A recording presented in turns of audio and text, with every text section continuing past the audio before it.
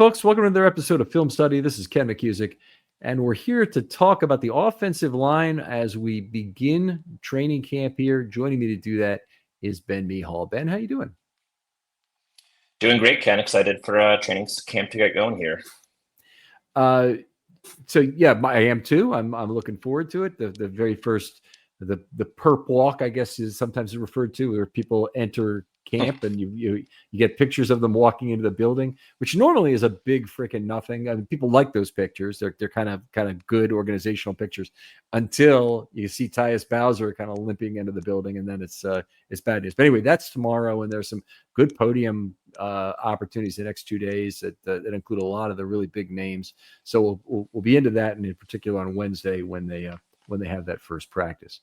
But today we're going to talk about the offensive line a little bit and how we see that playing out. I appreciate you doing this episode, Ben. You did one on the secondary that was simply outstanding. I'll point people back to that in terms of talking about how players may be deployed, or there may have to be a parking lot puzzle solved as the season moves on. I think Ben did a great job of going through that and talking about it. But I appreciate you taking the time again on the offensive line here.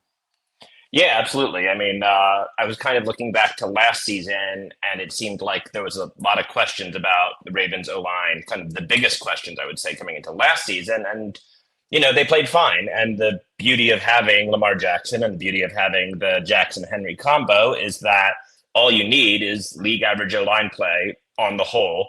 And it clearly didn't hold them back at all last season, even though, kind of got off to a rocky start, which we can kind of quickly check off there. But yeah, I'm looking forward to this unit. Another year from Rosengarten, I think, is big. And then we've got some big questions at both guard spots, I think. Yeah, I think, if I go across this line, I don't think anybody really had a particularly bad year. I think there were some average years and there were some good years. And I think that's, you can't ask for much more of that out of an offensive line. And what's more important is the group was healthy. So they didn't suffer a whole lot. They had McCary take over for Vorhees in week 3, but otherwise they didn't have a whole lot of changes across the entire offensive line. Yeah, the McCary thing was interesting. I feel like they were kind of just a little not really sure what they wanted to be early in the year. They were, didn't want to put Rosengarten in right away. They wanted to give Vorhees that first chance, which I think he'll get again this year. We'll see, I guess. But yeah, the McCary thing is always interesting, and we'll get into this a little bit. But I kind of see Noteboom as the new McCary in some ways, or Cleveland maybe. I would make the argument. We can talk about that. They're the most versatile offensive linemen. Yeah, they certainly have a tackle who could maybe play on either side.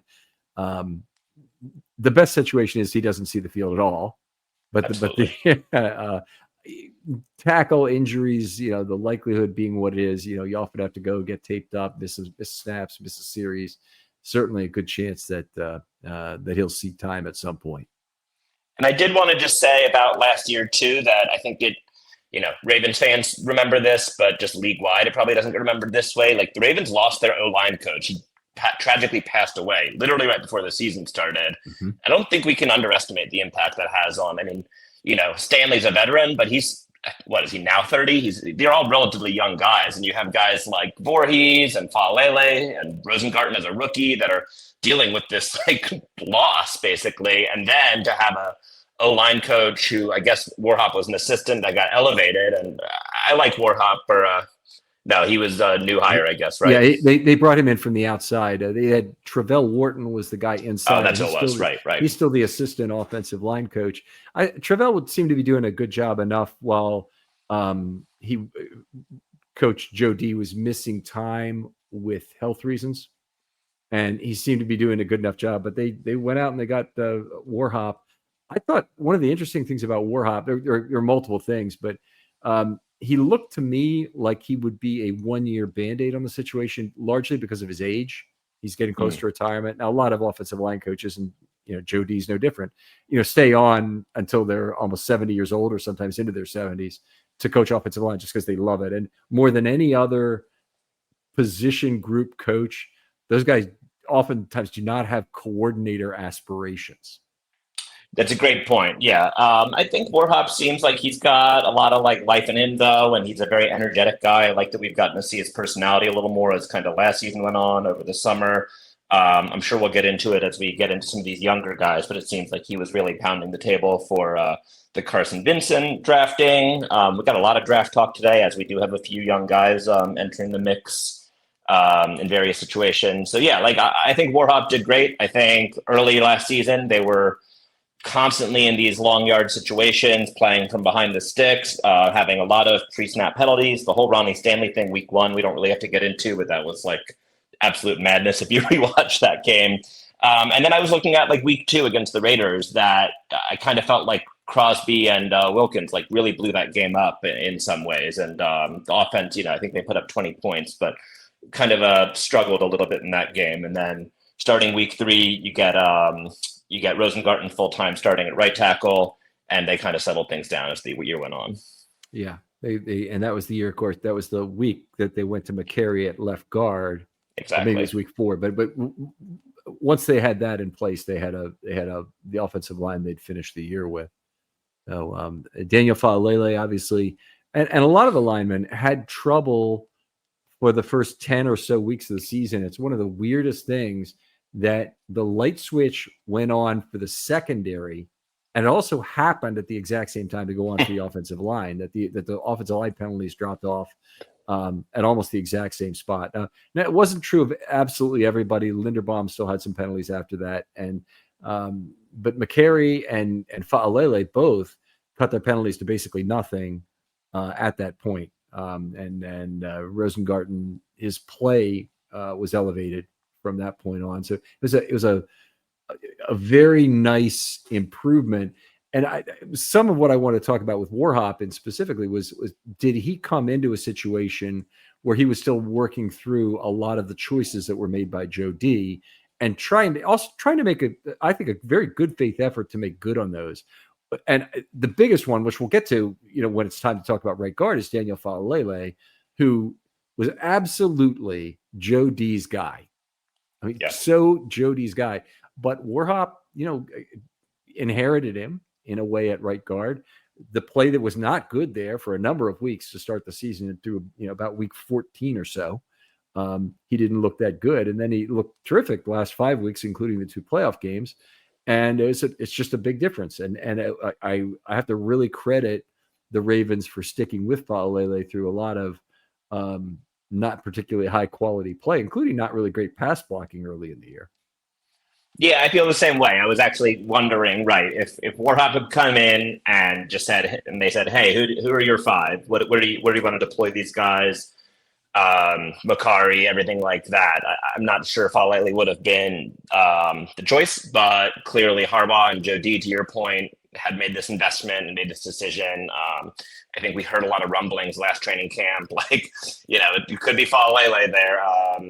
And then, I don't think we actually knew until we rolled out week 1. And then, they come out rotating right tackle with Rosengarten, which had an absolutely disastrous start. So I think I do remember Warhop saying he doesn't want to do the rotation thing at all. And I would be really happy to not see that. Yeah, that's and it doesn't mean you don't know who your backups are. And I think that he's made that point clearly too. One of the really, he said a number of interesting things in his time at the podium recently, but the first thing is exactly what you mentioned, is that he didn't want, he preferred to have one player and not a rotation of players. And then I asked him specifically the question about, okay, we're a year away from possibly not having Tyler Linderbaum. Who are you looking to see if they can audition for that part for next year, kind of thing? And he mentioned 2 guys, Dellinger and Reed Holsky, as guys who were going to get snaps at center. And I was like, well, okay. I kind of figured Dellinger might be the guy. Reed Holsky, that's completely out of left field. Right. Yeah, I remembered hearing that question be asked and realized it was you on the podium, and then also was listening to your 53-man projection. And right, I didn't even have a note about Reed Holsky here. I would be surprised.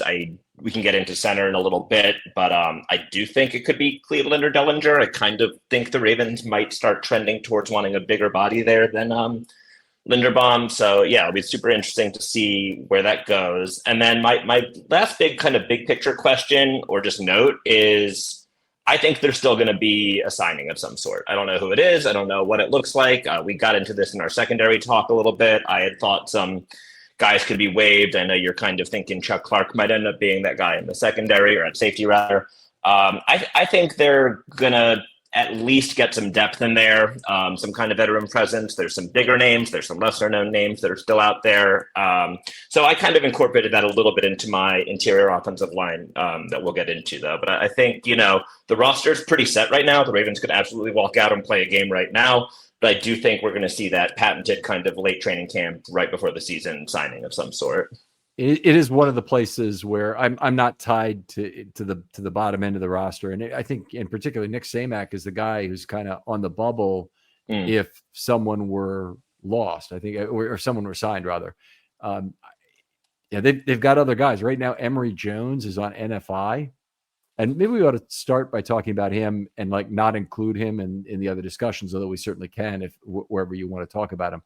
But Emery Jones is now on NFI. Now he hasn't participated in OTAs because of some sort of a shoulder problem.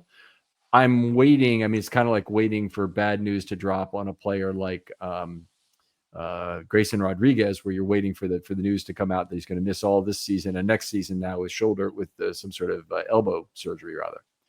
And I'm unfortunately, I kind of believe Jones is heading in that direction. Now, as an NFI player, a couple of things happen with that position. He counts towards the 90-man roster, so they don't gain the benefit for having him on NFI in terms of being able to sign a new guy.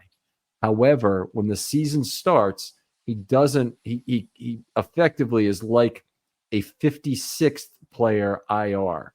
Now, remember, they have 53 on the roster. Players 54 and 55 are IR DTR slots that are now mandated by the league.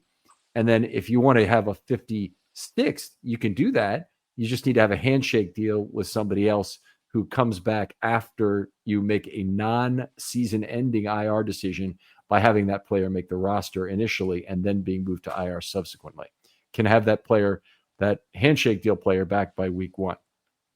Problem is, Ravens don't have a lot of handshake deal guys right now on the entire roster. It's a very limited set of options. So an NFI for Jones, in my mind, it means he's probably not going to participate in camp at all, and that he may miss the start of the regular season. And I'm afraid he may even have a surgery in his future that would hold him out for all of 2025. If that were to happen, I think the Ravens probably will keep him on NFI the way they did with Vorhees and not lose the year of team control for 2025. Yeah, I'm right. It's becoming a trend, this whole Ajabo Vorhees kind of thing. I think the big question is, what did the Ravens know, or what did anybody know about this injury when the draft went down? And I guess I had a few notes about this that I want to get your take on here. Like, what are your thoughts about this pick, given the situation that we know now? I know that we didn't know it then, but I'm curious, kind of, would you reassess a little bit, or what are your thoughts? Okay, so for starters, I felt it was a slight overdraft initially. I thought he was probably a fourth round guy, and he ended up going in the third round to the Ravens. Near the end of the third round, it's true, but I still thought 20 to 30 picks ahead of where I would have drafted him. Okay, so we start with that.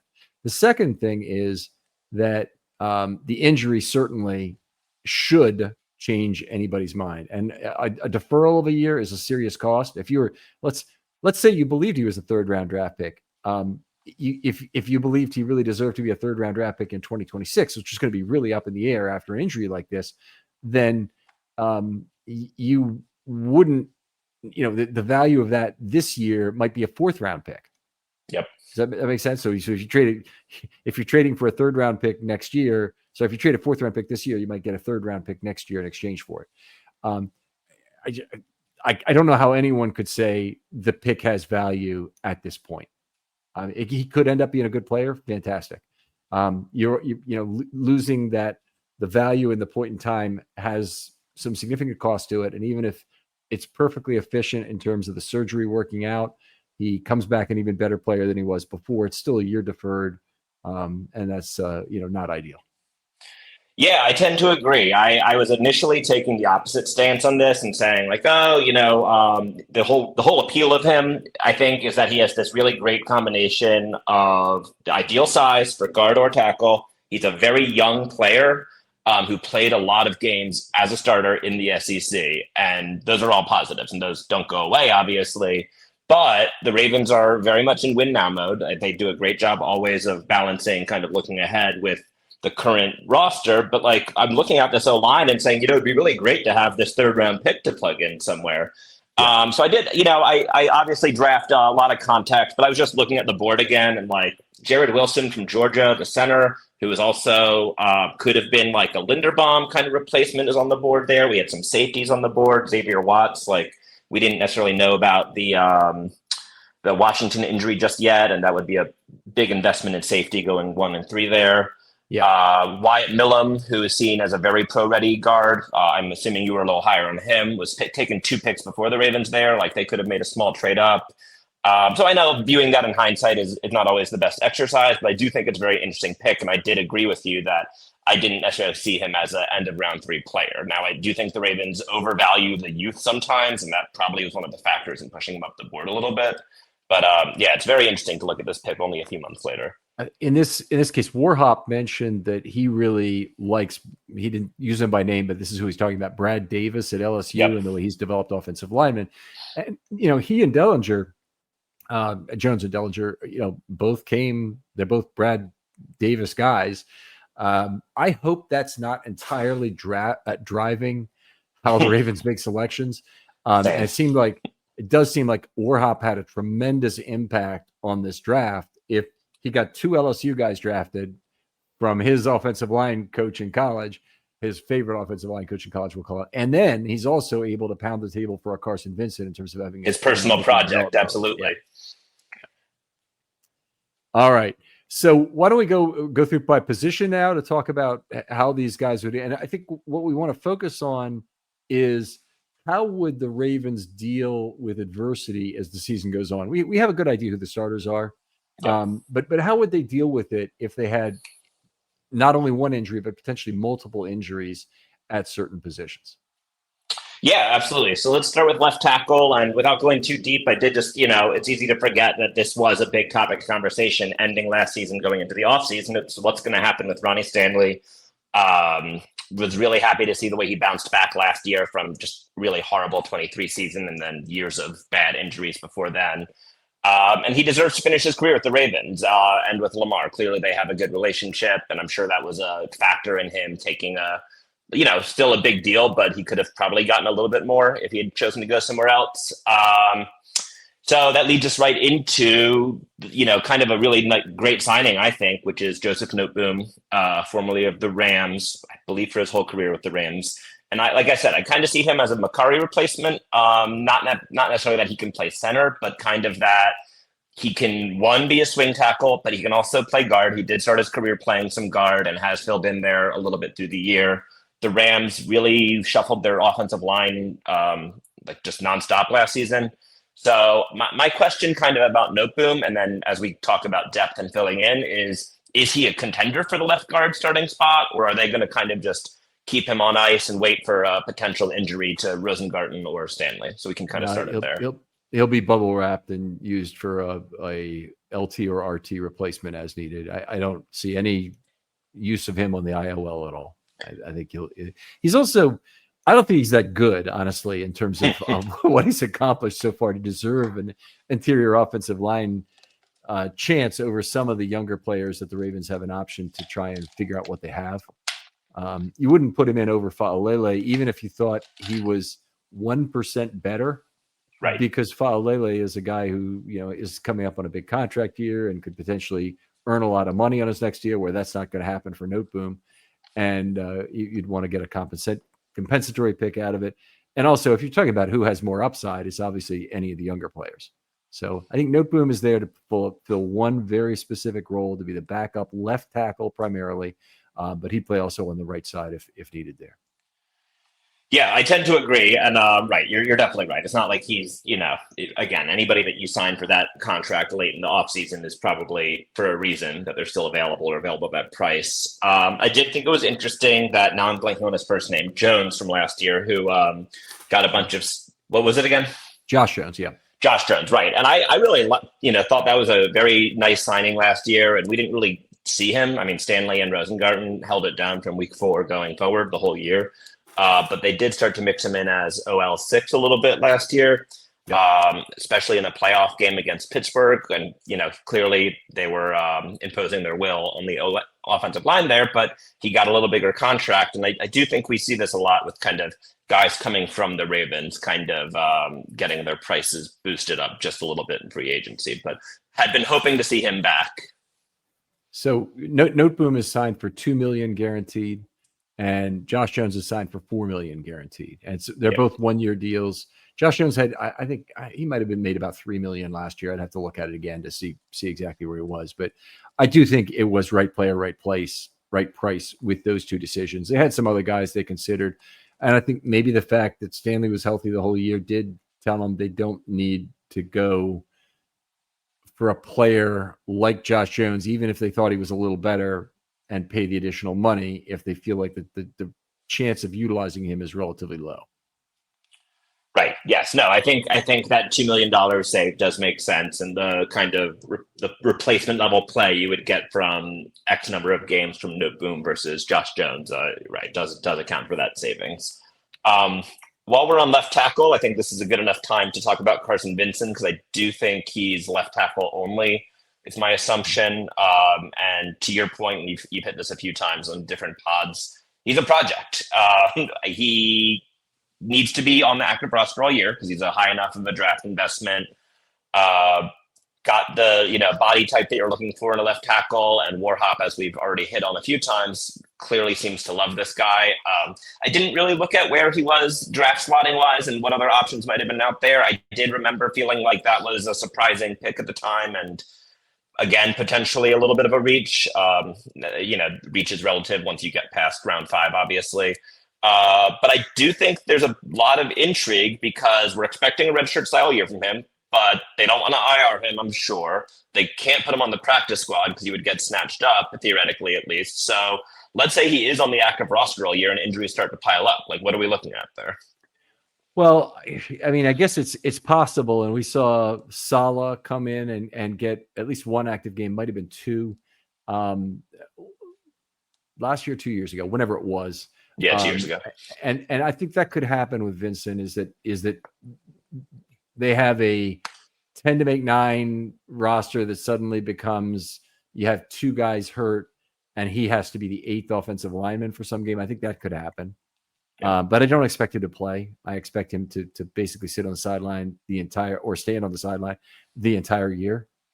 He's a developmental prospect in multiple ways. I mean, he's got to get into the weight room, fill out his frame. He needs to, frankly, he just needs to learn how to play football. The left tackle position to him, the things he got away with in college playing against, not particularly good players at Alabama A&M. It wouldn't fly in the NFL. They'd really make him pay for who he was. So they're very excited to get him. Warhop obviously loves him. He spends an unbelievable amount of time with him, or did in rookie minicamp in particular, basically giving him a critique after pretty much every single rep he did. And it's, I like to see that. I like to see him invested.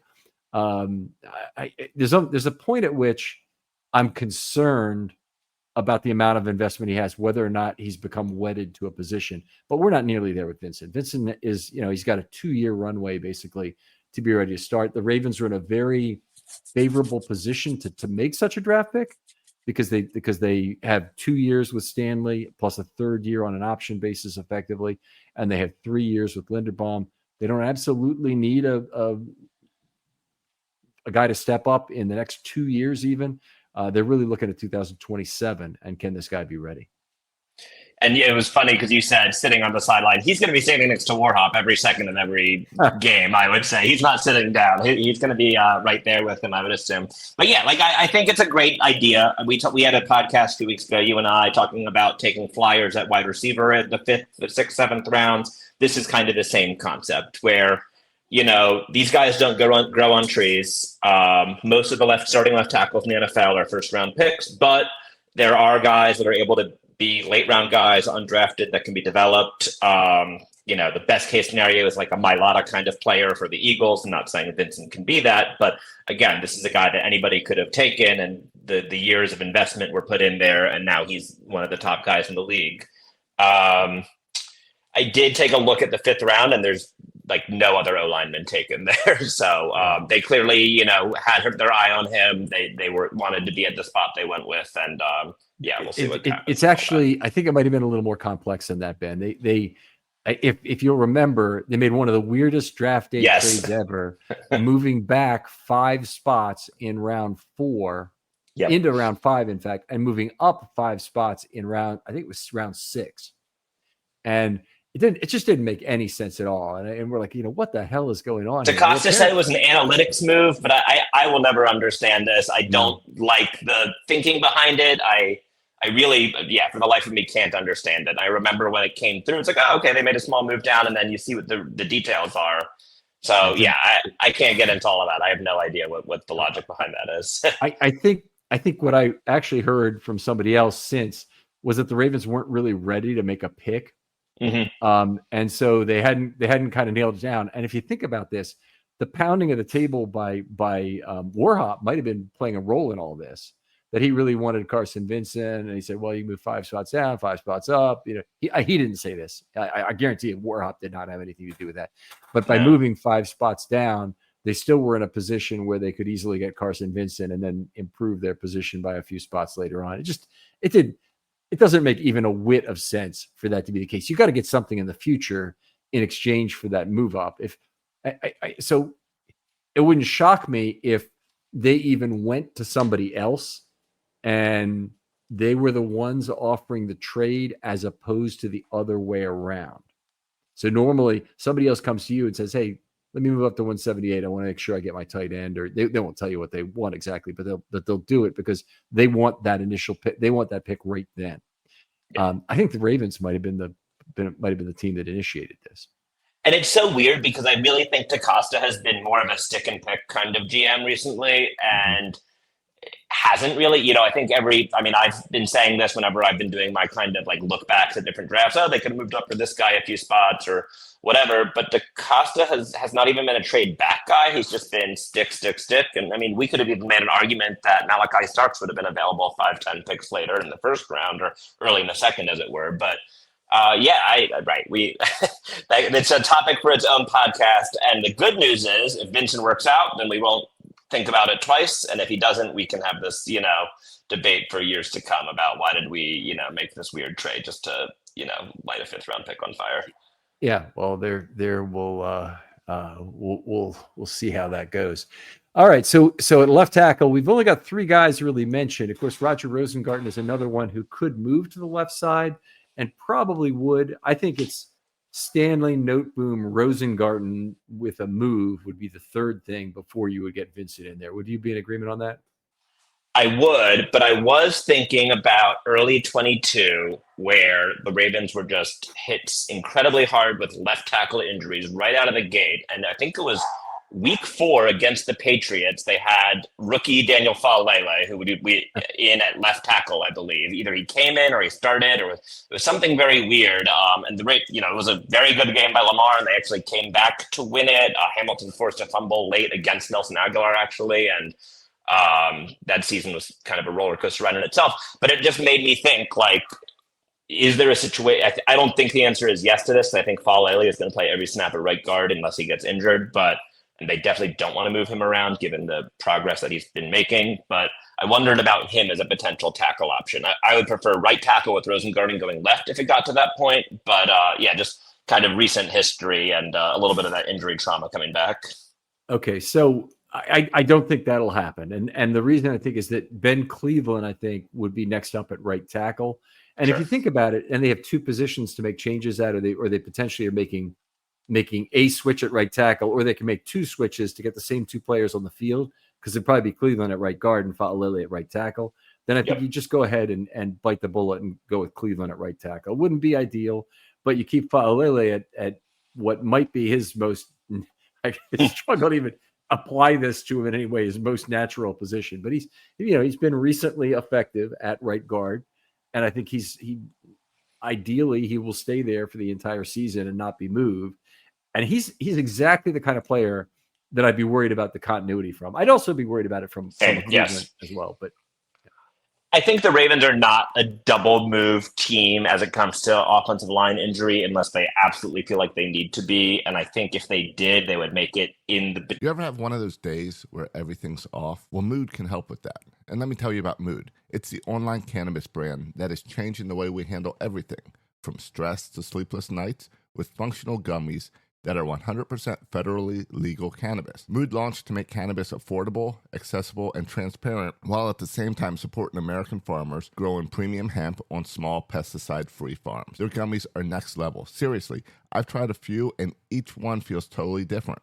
The Sleepy Time gummies, out like a light, immediately asleep. The Epic Euphoria, it's perfect when you just need a reset to feel good again. What makes them unique? Mood combines THC with herbs and adaptogens, so you get real targeted effects. You're not going to find this in your typical dispensary. And here's the best part. Mood ships discreetly to most states, offers a 100-day satisfaction guarantee, and right now you get 20% off your first order with the promo code RAVEN. Just head to mood.com. Find your perfect gummy and use the code RAVENS at checkout to save 20%. Between the week, I would say in game, they most likely want to be a 1-for-1 team in terms of O-line. Now, I think the roster construction right now might, and the way the injuries potentially hit, whether it's in one game or in a cluster of the season, could change that. But I do think that generally they want to be a 1-for-1 replacement team. Right. I'm with you. That's always kind of been the way they've done it. Let's move on to left guard and talk about that a little bit. So you mentioned earlier, you think Andrew Vorhees probably gets the nod to start the season. I think he gets the first shot in training camp. I think, clearly they wanted him out there to start last year. I don't think he played particularly well and kind of was trying to get his feet under him. Really like the idea that he's kind of gotten another offseason under his belt coming off of a major injury. And I thought he looked a little thin last year, honestly, for a guard. I think that's just maybe his body type. He's a little kind of a lean, strong guy, but I would bulked up this year. But yeah, I do think he's going to get the first shot. They've made this investment. We've been talking Vorhees for 2 straight years now. So now it's kind of now or never already, I think, for him.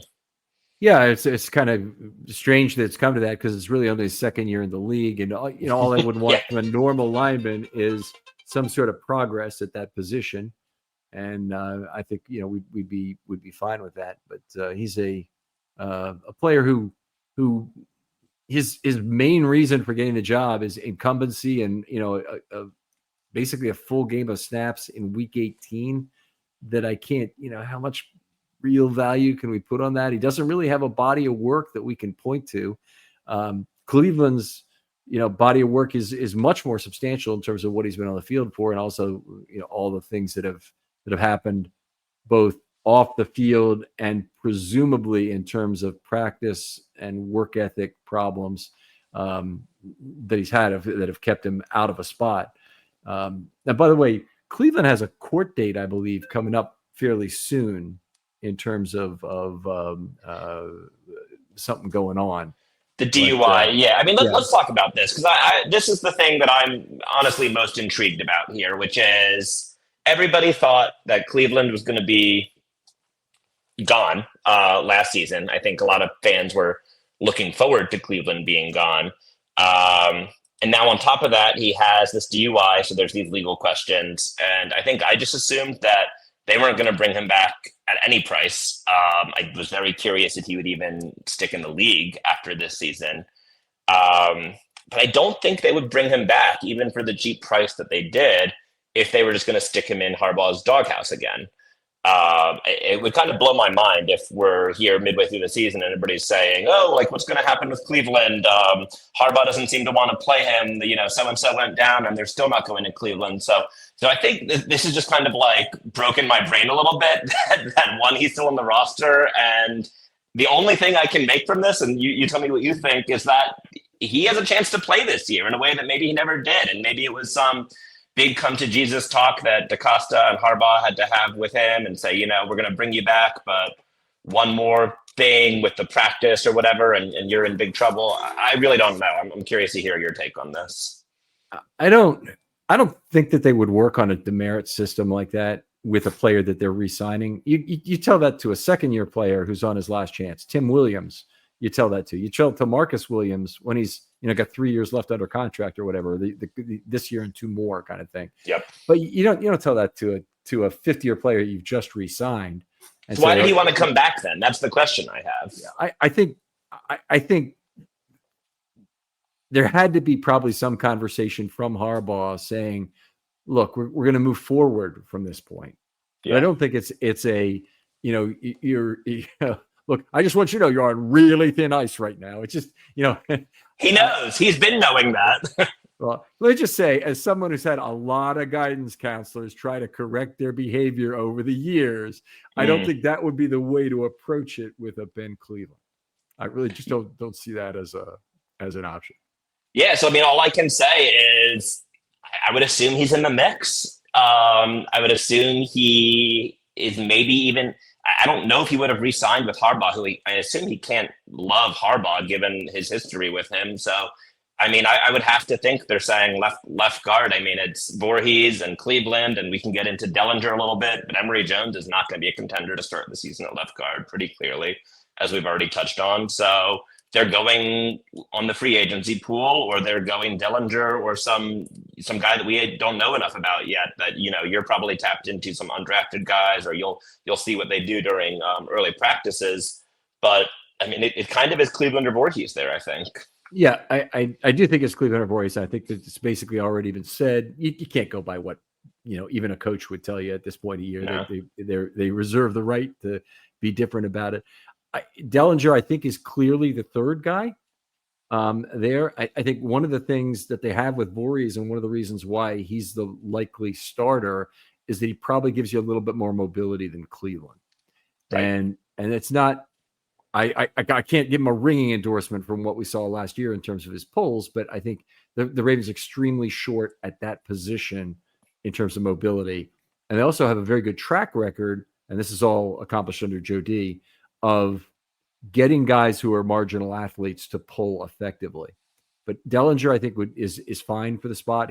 He's set for the spot. Vorhees, I think, probably they can make into a good puller. And Samac, I think, could be a puller. He's the fourth guy at left guard. If you're talking about, okay, he's injured. Right. I think you're down to Nick Samac as your fourth guy. But I think three of those four guys, everybody but Cleveland, gives you a little bit of mobility value, and Cleveland gives you a lot of power. Yes, I mean, right. One thing about Cleveland is he has the requisite size, and they, I think, very wisely, they do like surrounding Linderbaum, who's on the very small end for a center, with that like size and power on either side. But you need to make sure, especially in this new Monken offense, that you can get these guys on the move. And we know that Faalele is what he is. So yes, Linderbaum is great if you can get him out on some pin pull stuff and get him on the move, and not head up on a nose or big nose, obviously. It would be nice to have at least one of the guards be mobile and be able to, I think you've hit on this in the past. Like, it's not all about mobility. It's about being able to read on the move and kind of weaponize. It's almost an intelligence thing or a processing thing. So I do think Vorhees makes a lot of sense as we talk about that. Yeah, it's a big problem for Faalele as well. You don't need to be you don't need to have all the ability to be mobile in level 2 if you know how to use your size effectively and stare down that defensive back who's thinking about trying to make a move past you. If you don't lunge, you have a good chance to win that interaction just by shutting down that lane by a small step. And then him saying, oh, well, then I need to go all the way around there because I certainly don't want to make contact with you. Yeah, I remember like Morgan Moses, for instance, being somebody that was very good on the move, better than I thought he was when we. He's a great analogy, by the way. Great analogy. Yeah, like it was not something I necessarily thought I knew about his game coming in. I think of him as more of a lumbering guy. I mean, anybody that's an NFL offensive tackle for that long is obviously an incredible athlete, relatively. But yeah, like that was a perfect example of somebody being able to like lock onto his targets, make the right decisions on the move. And obviously that was a great offensive team that year. All right. So let's get into center there. Yeah.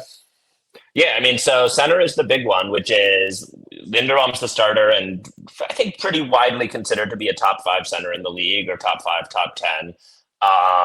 It's got that good functional like strength, good mobility, but the price tag's high, and he doesn't have the 5th-year option picked up. I think we're at a coin flip situation where we're going to either see an extension before the season starts, or we're not. And that'll tell you a lot about kind of what the future is looking like. So I think that's a good starting point there. I think he's played well. I think that he still clearly has good chemistry with Lamar. The bad snap in the playoff game was really unfortunate, and ultimately a turning point in that game and the season, therefore. But I mean, it's not fair to put all of that on just Linderbaum either. Right.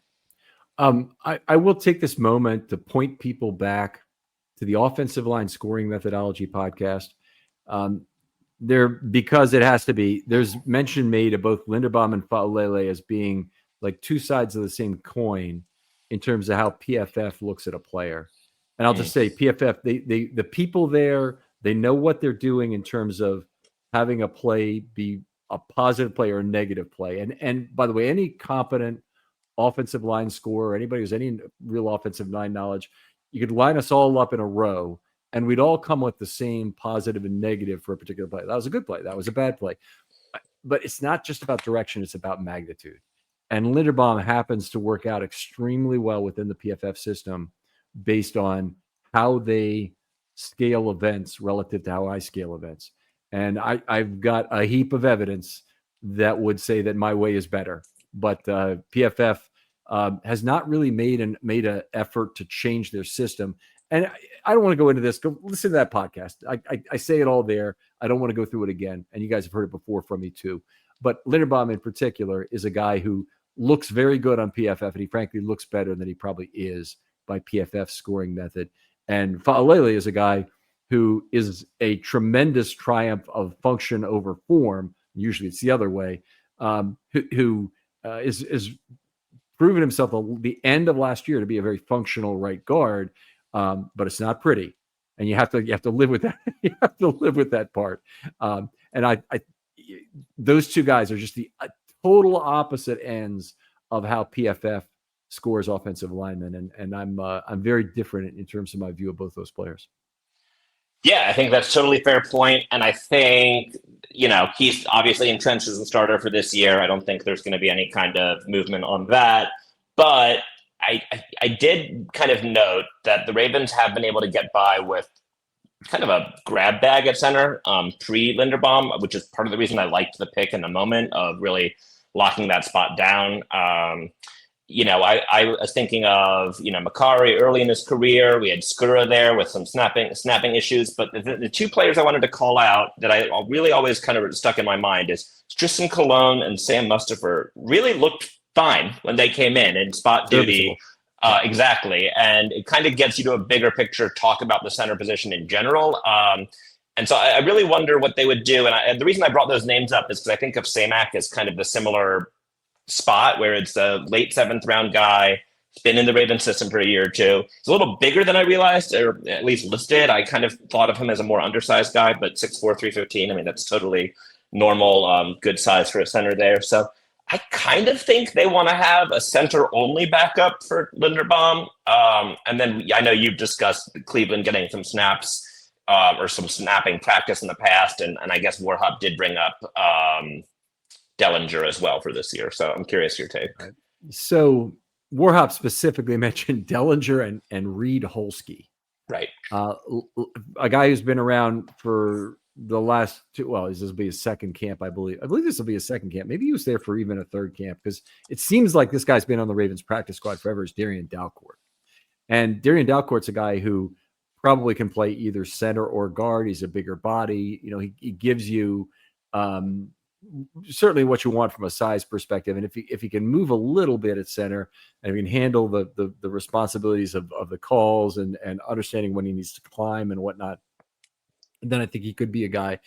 I think he still has to be considered, although he was not specifically named by Warhop. And then the last of my list is Ben Cleveland. So I'm gonna put this down in the order I think the pieces move if you have problems at center. I think Linderbaum's clearly the number one. I think the number two is Dellinger right now. And the reason I think that is because I think as of right this moment, based on some things that Vorhees has said, based on some of the exclusion of Samac's name in particular, in that discussion, I believe that Dellinger in the 4 years of team control he's got, I believe that Dellinger probably is the number two guy right now. Then the third guy would be Samac, and they probably still like his versatility. They probably view him a little bit like a Tristan Colon as a guy who can maybe play sixth offensive lineman, maybe play some guard or center if you need him to fill in either place. But he's a bottom end of the roster guy as it is right now. Then I got Darian Dalcourt, who's a practice squad player who you'd bring up if you had a real problem at center, and he ends up being your backup behind a Dellinger or a Samac if Linderbaum gets hurt. He's my fourth guy. Holsky's been mentioned. I don't have anything else to go on, but he's been mentioned by Warhop, and that's enough for me to make him the number five guy. And then Cleveland has had a little bit of experience there in the past and was brought back as the Ravens' most versatile lineman. I think in some ways Cleveland is the most intriguing potential center that the Ravens could have just by his size. Imagine having like a Dellinger and a Cleveland and a Faalele at those three positions. And my first reaction is, I'd probably rather have Cleveland, Dellinger, and then Faalele at those three positions. But it would be an interesting thing to have Cleveland at center if you, for instance, if you drafted a guard next year to do that. But anyway, it is what it is. That would be the six as I'd see the order. Yeah, I think that's fair. I mean, I think Dellinger, I really like the prospect, along with Cleveland, of course, of having this versatility to be able to kind of come in at either guard spot or center mid-game, if any of that needs to happen. And then, some of these practice squad guys as the potential to come up, maybe if it's a, 2-week injury for somebody, some slight reshuffling, Linderbaum. I guess the big question about Linderbaum is, what do you think the odds of an extension are versus him walking after this year? Still pretty high as of right now. I'd say 65-70% he's re-signed, and they get it done at some level that they both can live with. But that means the rest of it, I think there is a legitimate chance that I'll probably add to that.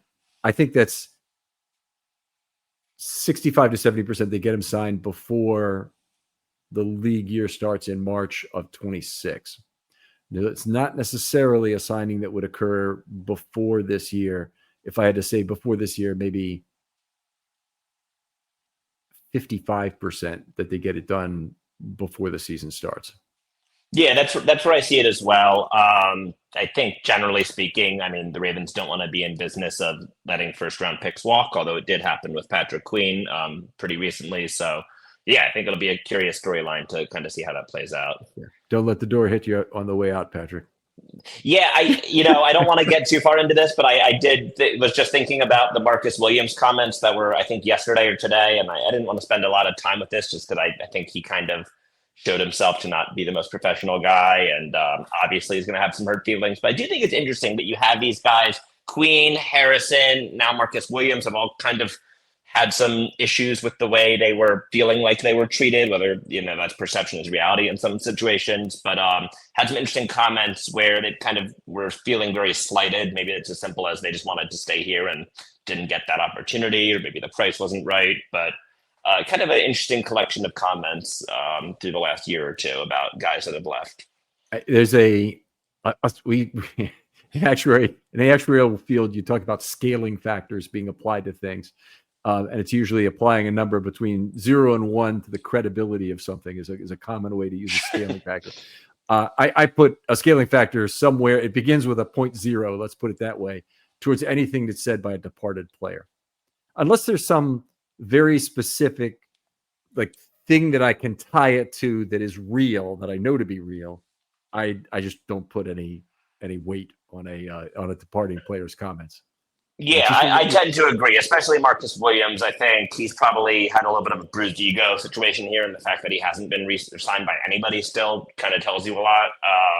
The one with Malik Harrison, who's saying that that he was told he wasn't a good enough leader or something like that.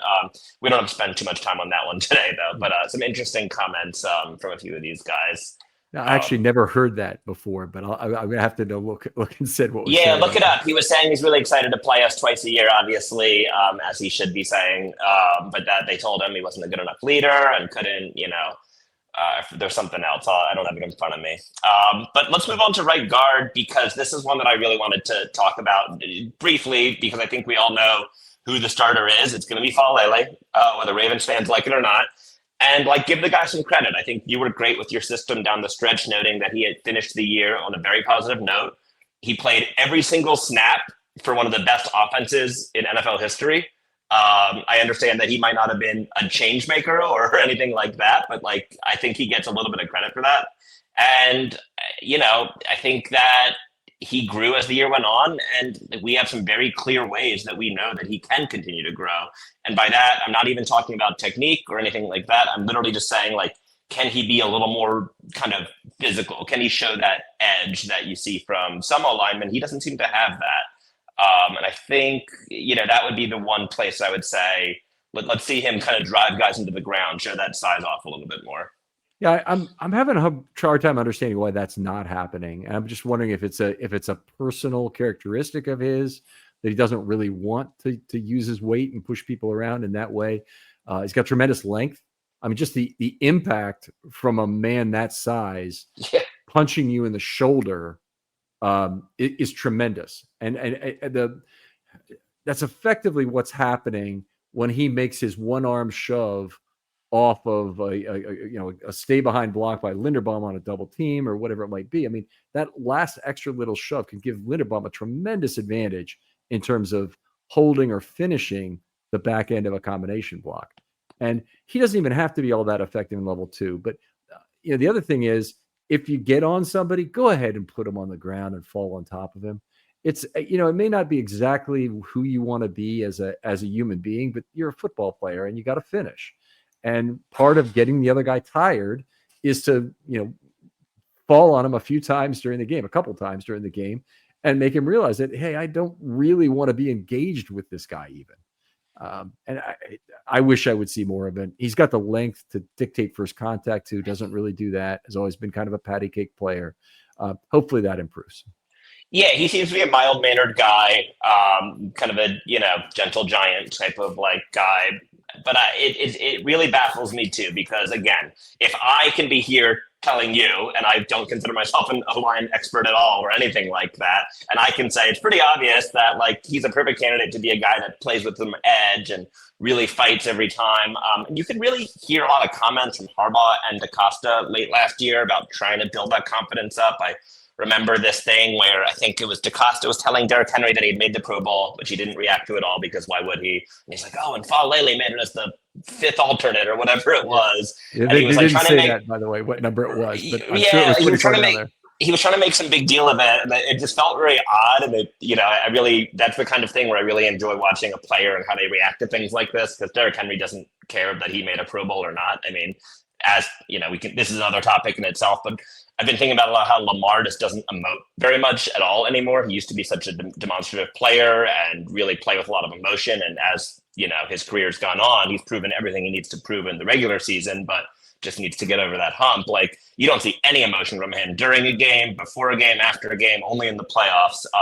But yeah, I really wonder what it is with Faalele where he can't kind of develop this extra edge. And maybe that's something that, Vorhees, and I hope it's something that Vorhees really in his ear nonstop about. Yeah. So in terms of the backups at that role, I mean, I think Cleveland is clearly the right guard backup at this point.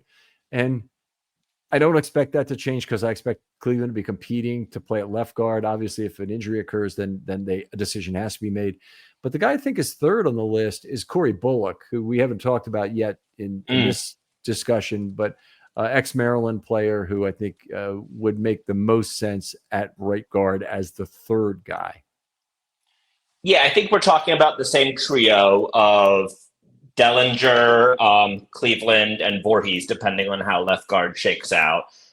But I do feel it's interesting you're saying that. I do feel like you feel like they would go Bullock over somebody like Dellinger if something was to happen in game. Okay, so if they're considering, we're going to get into this in a Ravens, like what's the order of people coming off the bench? I think the more likely event is that if they're at the point where Dellinger would be considered, that he's probably already in there at left guard.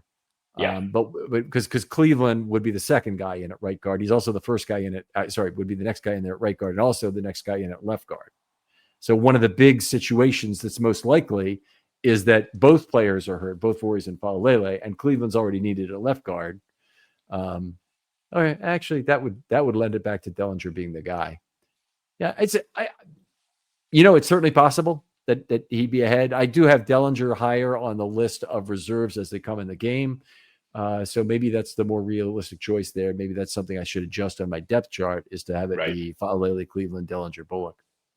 That's kind of how I see it too. I feel like kind of like you just said, if Dellinger's ready, quote unquote ready, or they trust him enough to go in there with his, seems like he's kind of a little bit of an older player for a rookie and has seen some action and mixed it up in terms of position played. Like, I think that it would be the same sequence for left and right guard, always depending on who the starter actually is. Let's try to see what we've got in terms of arm length. We've got an NAA. That's never good on that, but I want to see what we had, because he's got a lot, 32 and 3/4, which is probably adequate for right guard. But you let me look at what Corey Bullock is, because he might be. Corey Bullock is 32.5. So there's no significant difference. So yeah, I think you're right. I think Faalele, Cleveland, Dellinger, Bullock is the order that I would go with. So yeah, I mean, like I said, I think I see it kind of as mirror images, and we can move to right tackle. And the point I wanted to make is I think no matter what the movement on the left side is, I think the Ravens really like having this Faalele Rosengarten kind of tandem developing together. So Rosengarten, I was really thinking Kingsley Suamataia would have been the pick there, end of round 2, and I'm really glad that I was wrong, because I think Rosengarten turned out to be one of the best tackles in last year's draft, which was a pretty loaded draft class. I see him as, just like we talked about Wiggins in the secondary, as, year 2 is going to be a big year. And I think it's awesome that he was able to stay healthy, stay in the lineup, played well. He got a lot of help last year, incredible amount of help last year.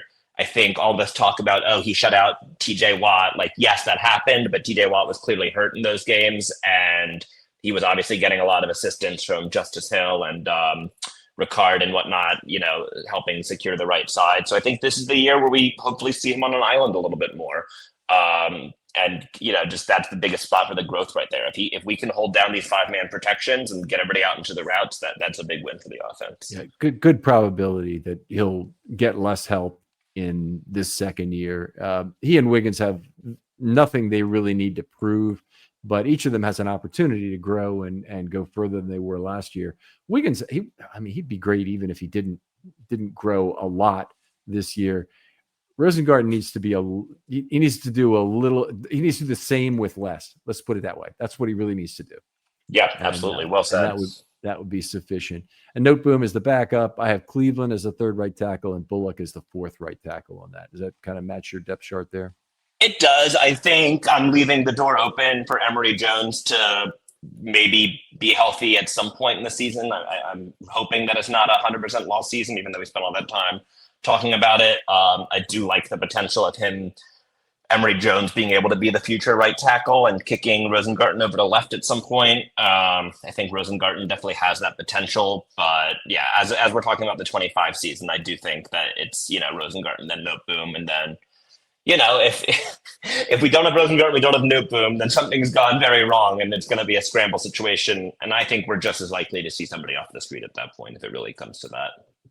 Yeah, could be. The street depth of tackle is always terrible. There's never anything available. So, but Corey Bullock that's a long way down, and so is Carson Vinson, frankly, for this season. So the Ravens, they've got 3 guys who really need to play all the tackle snaps this year, and hopefully Noteboom won't have very many of those. Yeah, like I think it's great that they have Noteboom to insulate a little bit. I think it's, like I said, it's, we did a whole podcast about how injury luck is just that, luck, and it isn't consistent year to year. But I do really appreciate the fact that from week 4 on, it was Faalele and Rosengarten every snap of every game, and I think that trends well into this year. All right. Well, great talking about this. I think this is a fairly in-depth preview of the offensive line in terms of how the Ravens may make changes if things go wrong. They have a tendency to do so at some point for most teams. Ravens were very good at avoiding that last year. But Ben, thanks for joining me. Where can people talk football with you online? Yep, still on Twitter. Refuse to call it X, at Classic Mihal. Mihal. I'm happy to talk Ravens, and yeah, I've been enjoying doing a few more pods with you recently, Ken. Yep, been a lot of fun, and I hope we'll have you on for more as time permits during the season. Other folks out there, if you'd like to be on a film study short, hit me up. DMs are always open. I'm going to encourage people as camp begins to use hashtag film study mailbag again. And in particular, if you want to use hashtag film study mailbag camp or something like that, that's fine too. I'll get to your camp questions on Friday morning GM and try and answer a bunch of them. Or if there's an off day from camp where I want to kind of roll through those solo, I'll do that as well. But use that. Thanks for all the listens. You want to do something nice for the show, go out and write a review on your favorite podcast app, like and subscribe, and hopefully we'll hear you again soon. Ben, thanks for coming on. Thanks, Ken. And we'll talk to you next time on Film Study.